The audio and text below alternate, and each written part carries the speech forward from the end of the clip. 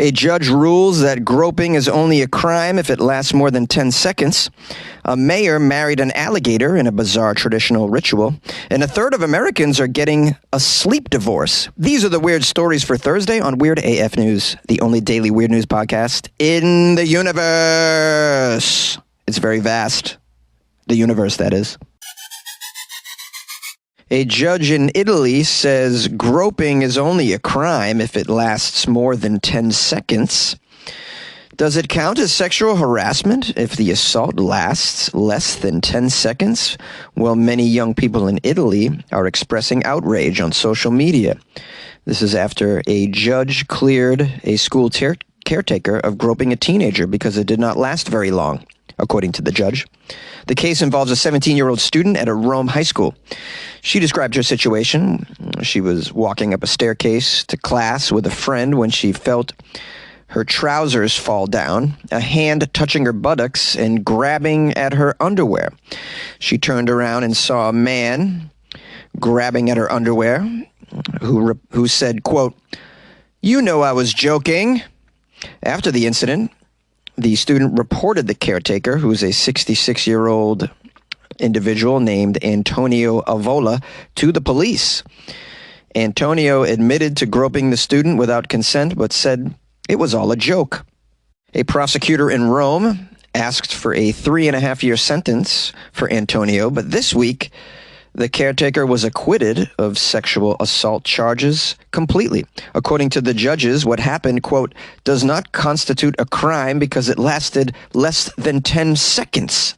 I think they're confused with the 3-second rule here. You know, when you drop a piece of food on the ground, you have until 3 seconds to eat it, and it's okay. It's in the clear, right? It's 3 seconds for food on the ground.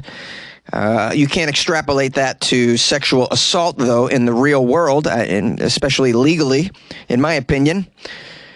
It says here, since the ruling, a brief groping has become a trend on Instagram and TikTok in Italy, along with the hashtag 10second.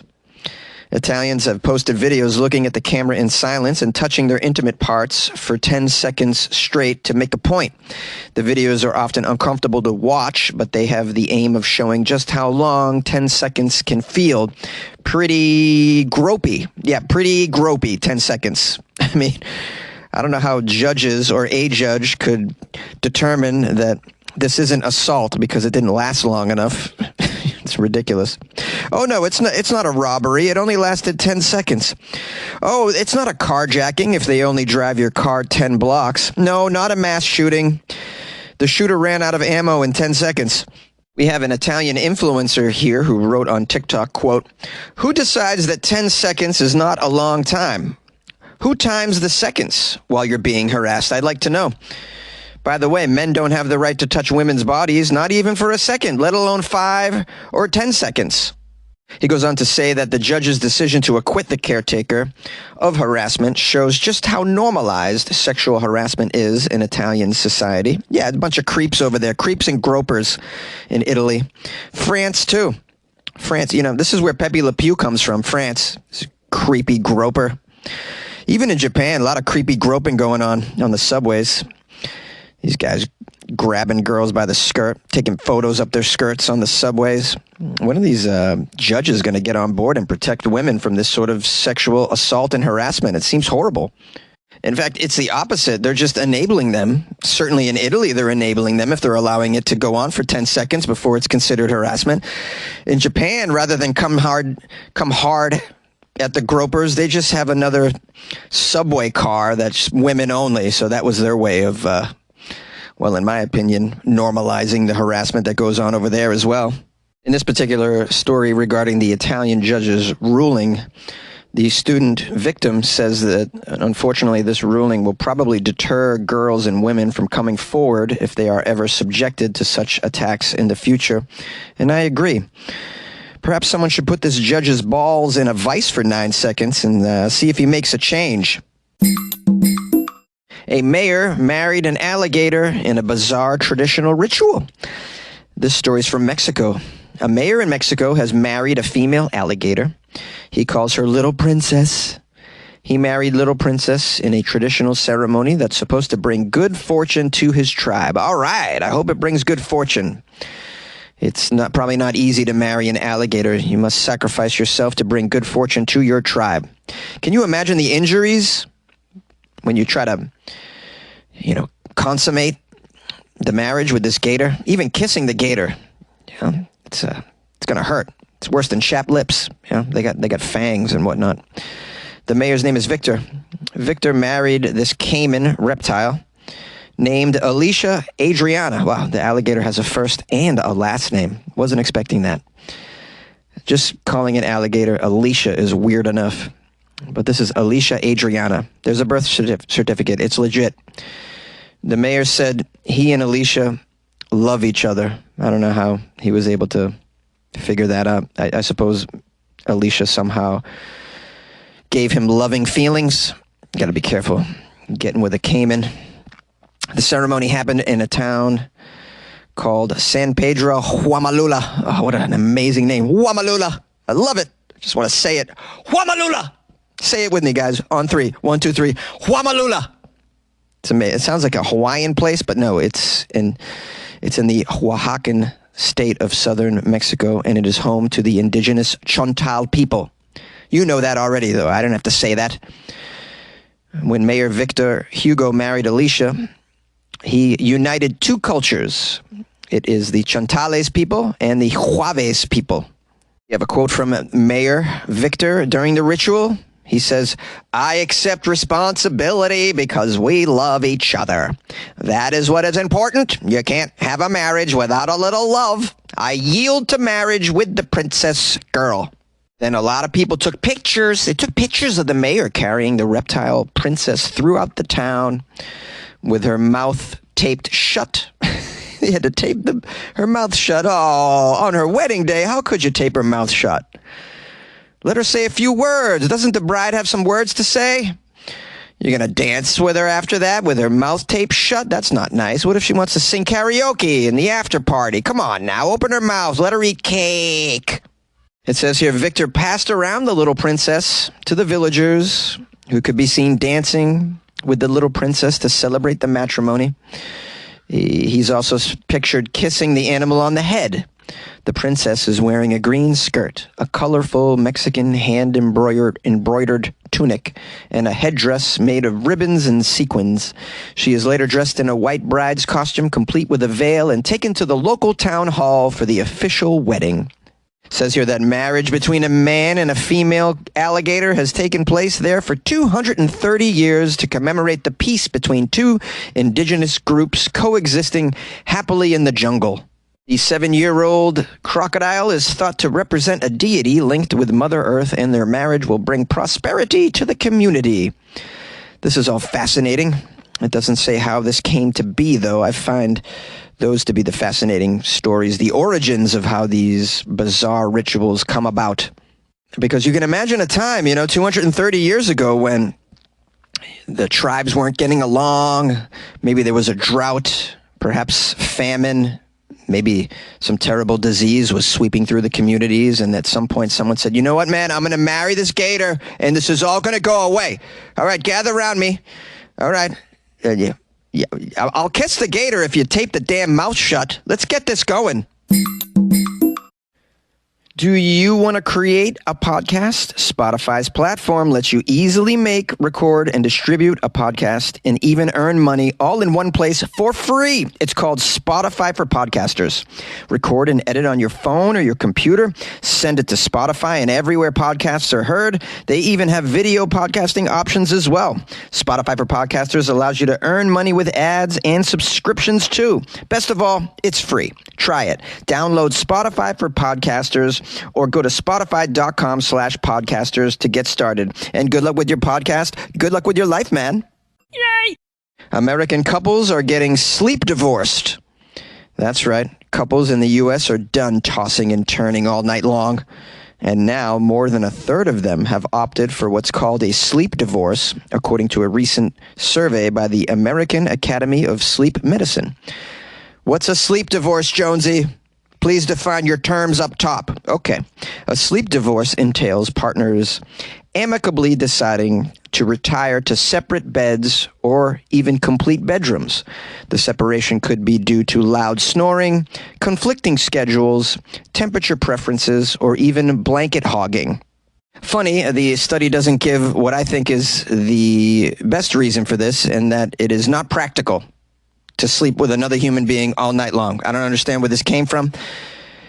Now, granted, I'm sure there's certain environments where you should sleep close to another human being, such as below zero temperatures and you don't have heat. You know, maybe camping on the top of a mountain. Maybe when you're in Tibet, scaling these high mountains, you want to survive the frigid temperatures in the evening, so you get up close to your buddy or your lady in the tent. But other than that, it just seems foolish. I mean, I've had partners where I've slept all night. Obviously, this is something we do. And after a while, you're like, what am I doing this for? I sleep better alone. I've always slept better alone. I would imagine most people sleep better alone and simply outside of the reasons that they're giving. All right, let's keep reading. The American Academy of Sleep Medicine surveyed more than 2,000 Americans and found that 35% of the respondents occasionally or consistently sleep in another room entirely. There were, however, some differences between the sexes. Nearly half of men reported moving to another bedroom or a sofa in comparison to a quarter of women. I guess that means they allow the women to keep the traditional space for themselves, and then they bounce. The women are just kicking them out. You snore, fatty. Get out of here. Go sleep on the couch. Tired of listening to you. You sound like a woolly mammoth. I don't want to sleep next to a woolly mammoth or a Sasquatch, hairy snorer. Yeah, you sound like Chewbacca all night long. Who wants to sleep with that? People are snoring these days more than ever, I think. Or maybe it's just that I'm getting older and my partners have been getting older, and snoring seems to be a thing that older people do. It says here, though, millennials reported the highest rate, 43%, of consistently or occasionally sleeping in another bedroom, followed by those in Gen X, 33%. Now, although the term sleep divorce seems very harsh, it really just means that people are prioritizing sleep and moving into a separate room at night when needed. That's according to a doctor named Seema. Seema wants you to know that sufficient sleep is critical for your health and maintaining a good relationship. Lack of sleep can lead to higher stress levels, potentially exacerbating irritability, anger, and conflict. Oh my goodness, I had no idea that a lack of sleep would make you irritable, angry, possibly involved in a conflict. How much are they paying this professional?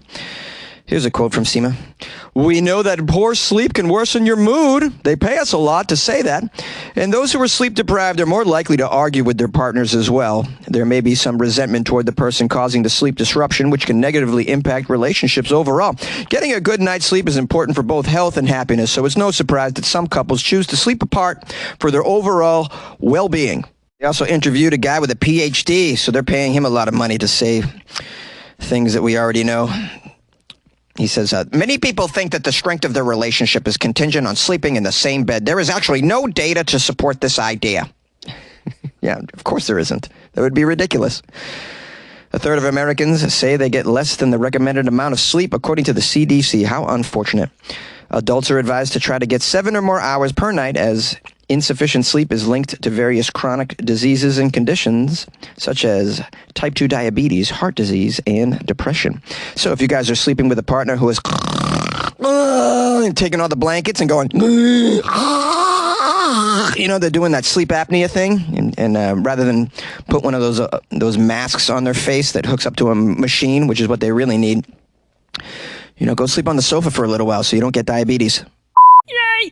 Hey, thanks for joining me for this episode of Weird AF News. I appreciate my loyal listenership, my nice little community of weirdos that keep joining me 5 days a week for the Weird AF News podcast. Tomorrow's Friday, my friends, and you know what that is. Florida Friday. We're only going to be doing weird news from the state of Florida, so if you come across some weird Florida news and you'd love to throw it in my face, my email's funnyjones@gmail.com. You can also tweet it at me, @funnyjones, and on Instagram, @funnyjones as well. I want to give a shout out to Adam Mobley, who bought me a coffee off my website, weirdafnews.com. It's a place where you can buy me a coffee. You can also join the Patreon there. These are just ways that you can support the show if you feel so inclined. Adam Mobley bought a coffee, so we want to give him some props. He wrote me a message. Let's read it. Good day, sir. Yes, have a black sludge to stentilize your wary brain that's not wanting to rear its gray tissues upon this beautifully poisoned planet full of dark, vile, evil creatures, all there to rape everything from you if they can, and it hurts deep every time, no less on me. Then you look in the mirror and say, good luck with your life, man, because Jonesy is here to turn the dark tide of such smiling and laughing vileness that will, listen, you're awesome, Jonesy. You are awesome. I felt like it was appropriate to read Adam's message in that voice, because it just, I don't know, it just seemed to call for that. It was an amazing poetic message, I have to say. Thank you, Adam Mobley. Please buy me more coffee and write me more poetry, bro. This was amazing. Also got a review. Let's find the review. Let's find it. I got to open this tab here. Please bear with me. The review is on the Apple Podcast platform. So you can write reviews on Apple Podcasts. Man, I haven't gotten many on Apple Podcasts. This is just the fourth one in the entire year. So it's 2023. We're more than halfway through. I only got four reviews this year, and two of them are bad. Okay. This one's pretty good. 5 stars from Hamtwoosums. This is I don't know this. I can't say this profile name here. HSM2 Sons. We can just imagine what that is. Let's just imagine. Okay. The title is Always Funny. Jonesy cracks me up. I enjoy every episode. Every episode. How sweet is that? That explains the 5 stars, so I'm very grateful. And thank you for listening to every episode. That's just amazing. By the way, there's about I believe this is the 1,530 episode of Weird AF News. Isn't that nuts? 1,500 episodes and still going. It's amazing to me. What's even more amazing is that for some strange reason, no podcast player is including Weird AF News in their news curation list. You know, these podcast players, they have lists where you can click on categories like sports, tech, true crime, daily news. Yeah, I'm the only daily weird news podcast, and my podcast is not offered on any of those platforms as part of their news lineup, which is just a damn crime. How many episodes do I have to do before I'm allowed on one of these curated lists, huh? 1,500? You know, I got to be in the top 20 all-time podcasts episodes, I would have to say, right? That's my guess. Maybe top 50, but yeah, no one does 1,500 episodes, but I'm there, baby. And for some reason, not featured. So if anybody knows anyone who works at Spotify or Apple Podcasts or any of these podcast platforms, please tell them to include Weird AF News on their news category list. It's the only one. It's the only daily weird news podcast in existence. It should be a choice on there. You know, you got like tennis news on there. Why wouldn't you have my podcast? Anyways, that's my gripe. What else was I going to say? Oh, if you want to call the show and tell me to shut the hell up, the number is 646-450-2012. All right.